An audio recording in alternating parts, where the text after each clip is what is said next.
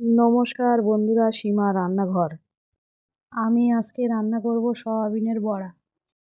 Soybean নিলাম, আলু নিলাম, আলু কেটে ধুয়ে নিলাম, শুকনো লঙ্কা নিলাম, আদা নিলাম, ধনে নিলাম, জিরে নিলাম, মশলাটা বেটে নিলাম, জল বসালাম, সয়াবিন দিলাম, লবণ দিলাম, সয়াবিনটা সিদ্ধ করে নিলাম, নামিয়ে দিলাম, মিক্সার জার নিলাম, কেটে রাখা আলু দিলাম, শুকনো লঙ্কা দিলাম, আদা দিলাম, সিদ্ধ করা সয়াবিনগুলো জল ঝরিয়ে দিয়ে দিলাম।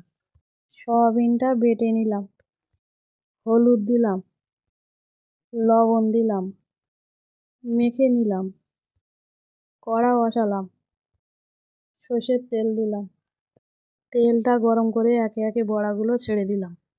এক পিঠ ভেজে আর এক পিঠ উল্টে দিলাম। বড়াগুলো ভেজে নিলাম, বড়াগুলো তুলে নিলাম।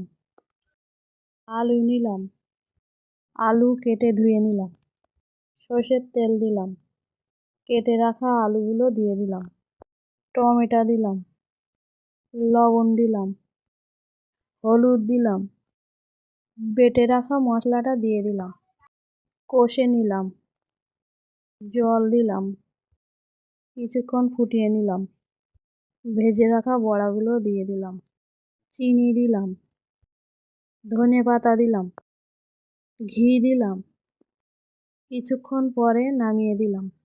সয়াবিনের বড়াটা ভালো লাগলে লাইক, সাবস্ক্রাইব, কমেন্ট, শেয়ার করুন। ফ্যান্টাস্টিক।